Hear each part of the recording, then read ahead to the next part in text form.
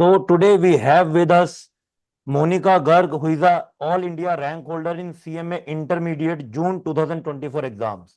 So congratulations, first of all, Monica, to you. Thank you so much, sir. So how was your first reaction when you saw your result and not only result but the rank as well? तो आपका first reaction क्या तो था जब आपने अपना पहली बार result देखा?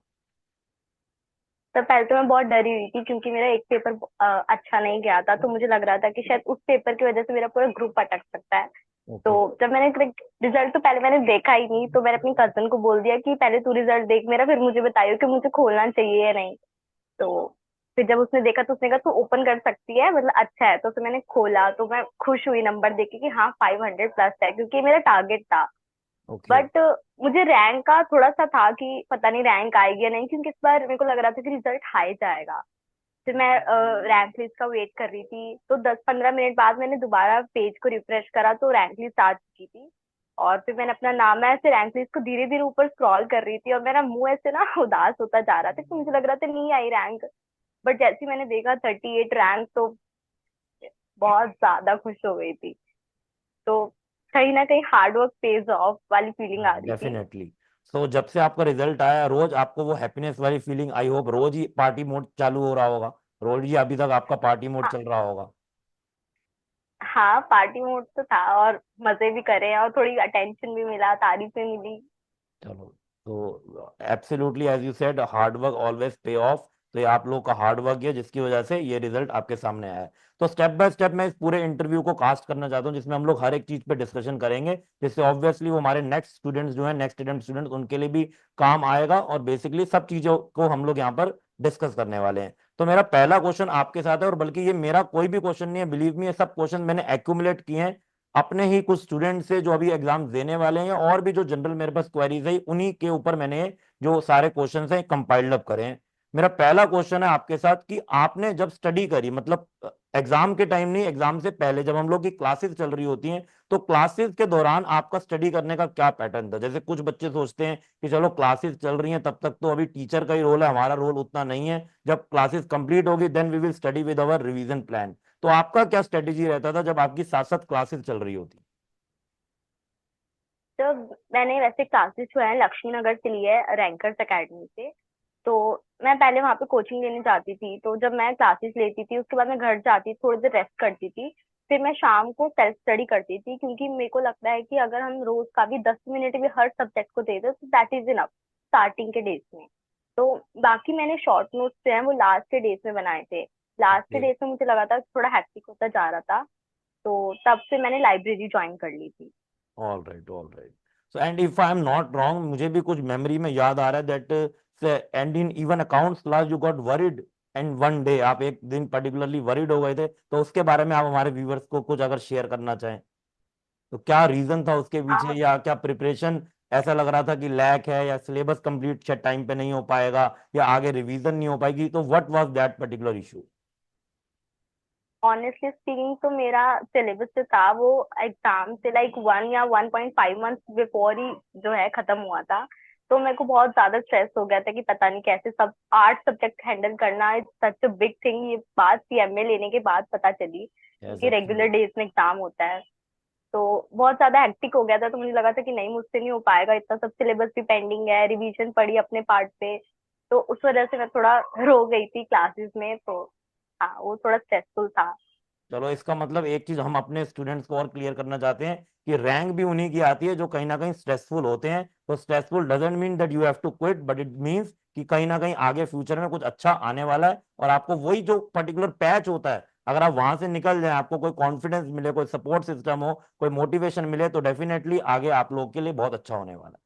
तो आई होप उस टाइम आपने अपने आप को काम रखा होगा। अदरवाइज बहुत सारे स्टूडेंट होते हैं कि बहुत ग्रुप से सिंगल पे आ जाते हैं, या इवन एग्जाम भी नहीं देते कि चलो अगले अटेम्प्ट में देंगे। बट आपको स्ट्रेस तो एक पॉइंट ऑफ टाइम पे आएगा ही आएगा, and you have to take that stress. Definitely.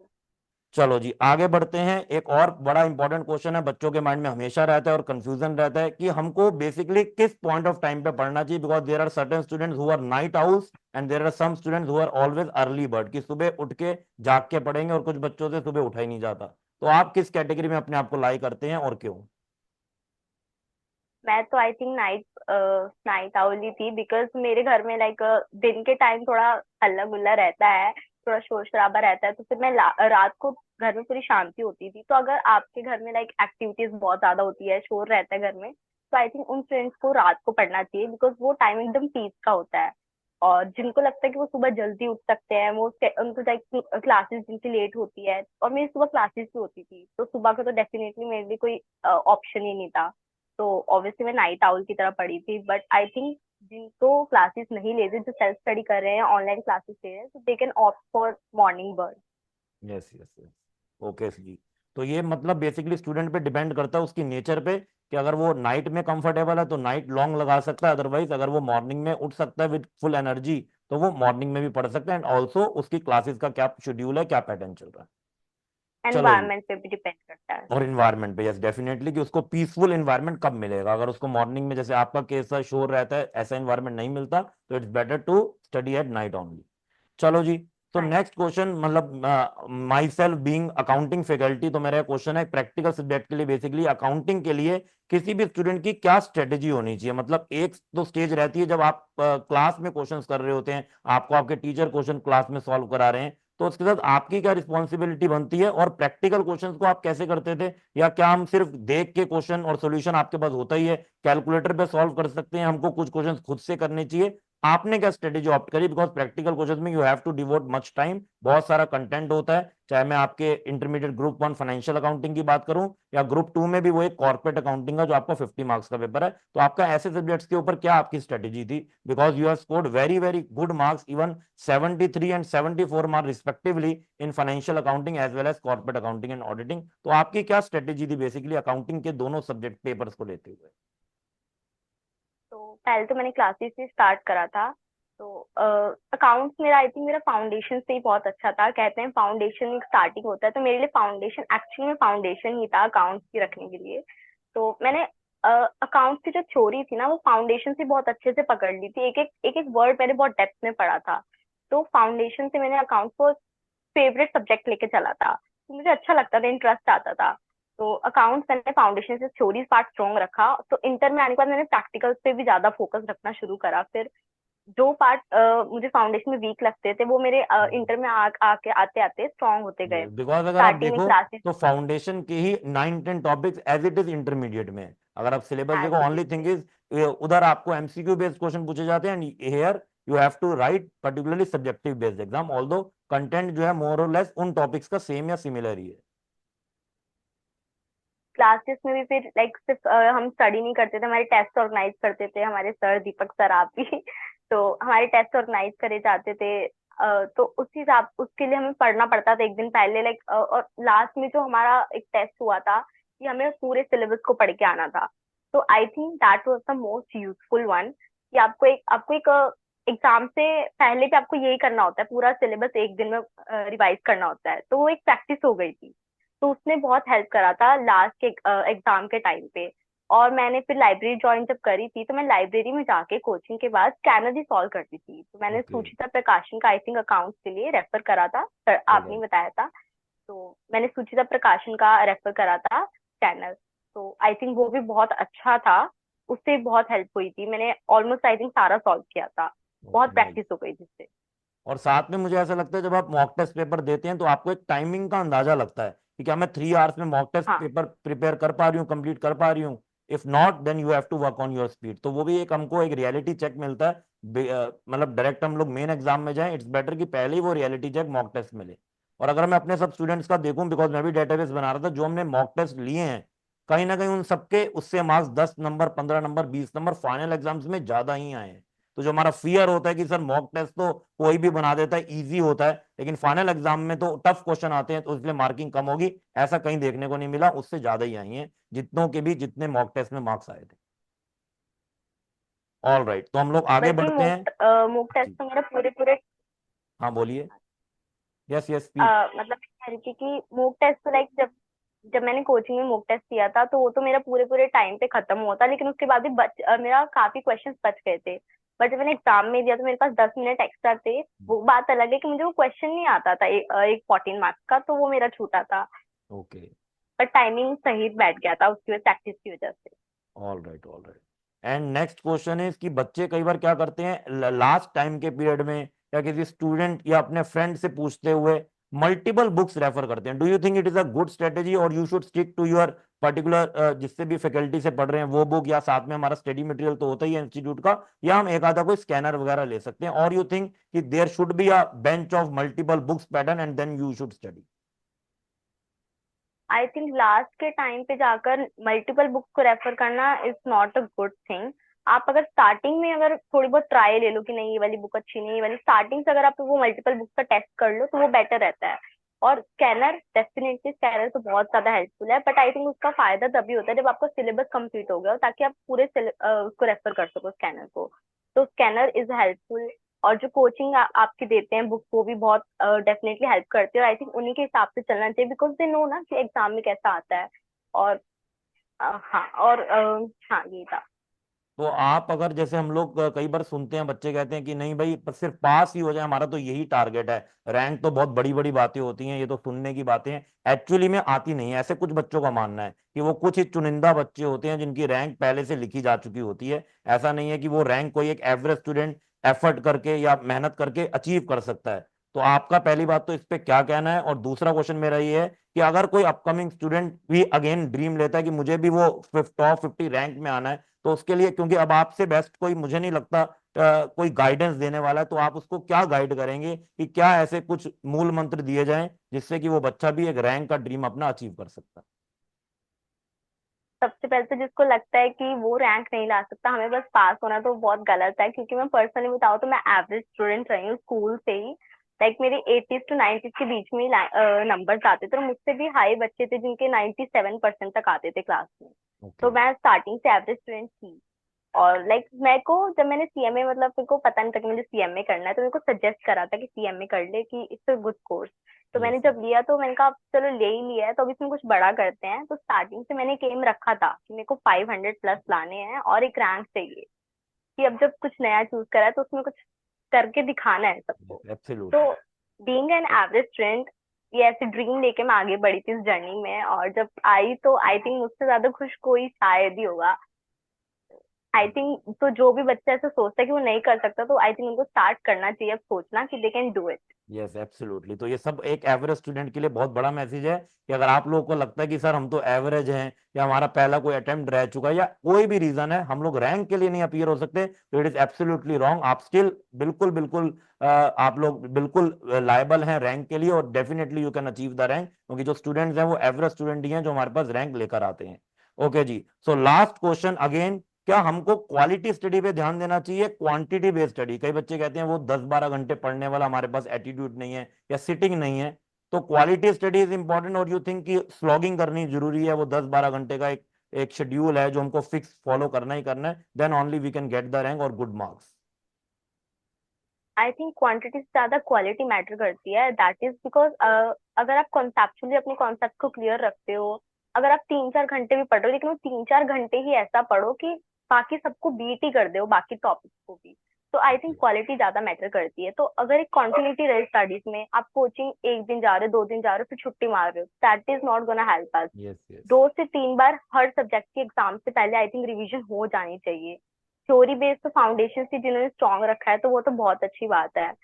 तो दैट इज फील की क्वालिटी ज्यादा मैटर करती है क्वांटिटी से। ओके। और जो मैंने आपने भी बात पूरा बोली, 100% syllabus, I don't think.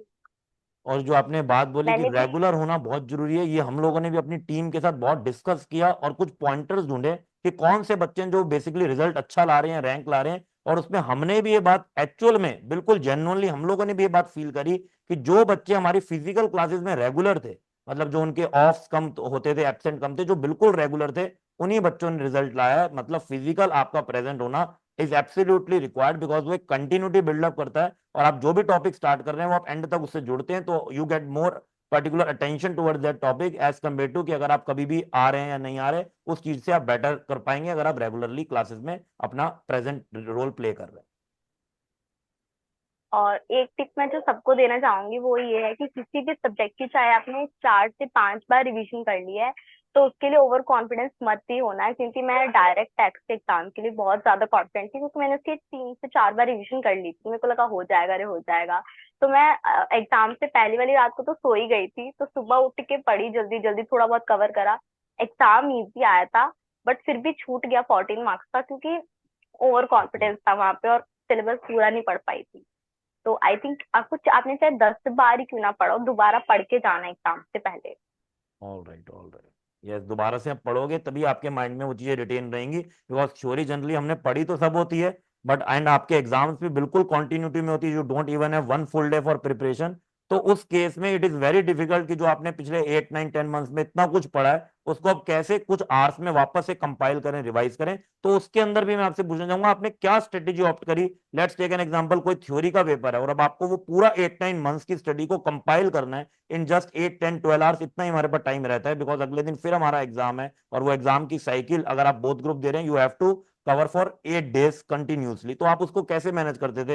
Exam देकर आए, सेंटर से आने में भी अराउंड 1 आवर लग जाता है, उसके बाद क्या आते ही पढ़ने बैठ जाना है कि क्या करना है, बिकॉज अगले दिन का फिर माइंड में है कि एग्जाम है, तो उसको आप कैसे मैनेज करते थे? तो हमारे टीचर ने सजेस्ट करा था कि एग्जाम के 7 दिन पहले, उन 8 दिन पहले तुम उन 8 दिन को ऐसा समझना कि उस दिन एक एक दिन तुम्हारा एग्जाम है। तो उस हिसाब से हमने एक एक मॉक टेस्ट को सॉल्व करा था, जो भी एमटीपी निकलते थे आईसीएमआई की साइट पे। यस, और यस। उसके लाइक उसके ट्रेंड के अकॉर्डिंग एंड स्कैनर के ट्रेंड के अकॉर्डिंग हम ना कंपल्सरी टॉपिक्स से हमें लगता था ये तो आएंगे, तो हम उसके हिसाब से ट्रेंड थोड़ा सोच के और मार्क कर लेते थे कि एग्जाम से एक दिन पहले हमने ये टॉपिक तो पक्का पक्का पढ़ने हैं। और इस बार तो लाइक ऐसा हुआ था कि मैं जो भी ट्यूशन लगा रही थी, करे यार ये टॉपिक तो आएगा, वो आया एग्जाम में, तो वो थोड़ा लक फैक्टर भी था। तो वहां पे मैं लकी निकली थी, तो मैंने कंपल्सरी टॉपिक्स मार्क करके रखे थे जिनमें मैं पढ़ के गई थी। तो और शॉर्ट नोट प्रैक्टिकल सब्जेक्ट की बात करूँ, तो प्रैक्टिकल सब्जेक्ट के लिए मैंने फॉर्मूलाज जैसे होते हैं, तो उनके मैंने शॉर्ट नोट्स ऑलरेडी बना के रखे थे। या फिर इसमें ऐसा क्वेश्चन घूम के आ सकता है, तो इस क्वेश्चन में मुझे कैसे सॉल्व करना है, तो इसके लिए मैंने ओके, स्टिकी नोट्स पे शॉर्ट शॉर्ट नोट्स बना के रखे थे। ओके, मतलब आपकी जो प्रॉपर प्लानिंग होती है वही लास्ट मिनट पे काम आती है। हम ऐसे नहीं कह सकते कि स्टार्टिंग में तो हमने प्रॉपर प्लानिंग से पढ़ा नहीं और एंड में कुछ भी ऐसा हो जाएगा कि हम लोग सब कुछ कर पाएंगे, that is not possible. Yes okay. Sir, definitely. All right, so I hope इस इंटरव्यू से बच्चों को बहुत ज्यादा हेल्प मिलने वाली है। नेक्स्ट जो हमारे पास स्टूडेंट्स आएंगे, हम लोग आपको भी बुलाएंगे एक अवार्ड सेरेमनी के अंदर। आई होप आप हमको टाइम जरूर जरूर दे पाएंगे। ओके। और भी कुछ क्लोजिंग रिमार्क्स आप बच्चों को देना चाहें, अपनी तरफ से कुछ भी बोलना चाहें, आप जहां पढ़े, कैसे पढ़े, क्या चीजें आपको अच्छी लगी? एंड वन मोर क्वेश्चन, क्या आपको फैकल्टी से जो भी मोड से सपोर्ट प्रोवाइड करते हैं, मे बी थ्रू व्हाट्सएप या और भी कोई मोड, वो टाइमली और प्रॉपरली मिला या आपको नहीं मिला? मैं अगर कहूँ तो जो जो भी सीएमए इंटर कर रहा है, तो डेफिनेटली दू should go for rankers academy. Because मेरे लिए तो बहुत ज्यादा सपोर्टिव टीचर्स थे, पूरी फैकल्टी, हर एक टीचर ने बहुत अच्छे से मुझे मोटिवेट करते थे कि पढ़, रैंक आएगी, तू पढ़ अच्छे से। तो उन्हें मुझ में एक कैपेबिलिटी दिखती थी, और मुझे भी उनकी इस मुझे लगता है कि अगर वो मुझे कुछ देखते हैं तो डेफिनेटली मुझे भी अपने आप में बिलीव होने लगा था, मैं मोटिवेटेड फील करती थी। तो और जब भी मैं उन्हें कुछ डाउट फेसती थी, तो स्पॉन्टेनियसली उनका रिप्लाई आ जाता था मुझे उसका सॉल्यूशन देने के लिए। तो फैकल्टी ओवरऑल बहुत अच्छी है रैंकर्स एकेडमी की। और मैं ये कहना चाहूंगी एट लास्ट कि कोई भी जो है अपना फंक्शन हो, चाहे कोई बहुत मेन इवेंट हो, तो सेक्रीफाइस मत करना, क्योंकि मैंने भी नहीं करा। तो मतलब मैंने पूरी एंजॉय करी है जर्नी, सैड होने की बजाय इसे थोड़ा हैप्पीली इसे कंप्लीट करो। यस, आई थिंक वही एक्चुअली में रिजल्ट भी लेके आती है। अगर हमारे माइंड में कुछ ऐसा नेगेटिव एट्रीब्यूट्स होंगे या कुछ होंगे, तो वो रिजल्ट में भी रिफ्लेक्ट करेगा। तो study with happiness should be your की पर्टिकुलर फैक्टर, जिसके बाद हम लोग ऐसी सक्सेस अचीव कर सकते हैं। Yes sir. So again, many congratulations to you, Monica, and hope you flourish in your career ahead. And every step you take towards your career is particularly a big achievement, and you will enjoy each and every step till you are becoming a CMA professional, and even after that, you will achieve a great thing in your life. So God bless you. Thank you so much sir. All right, goodbye.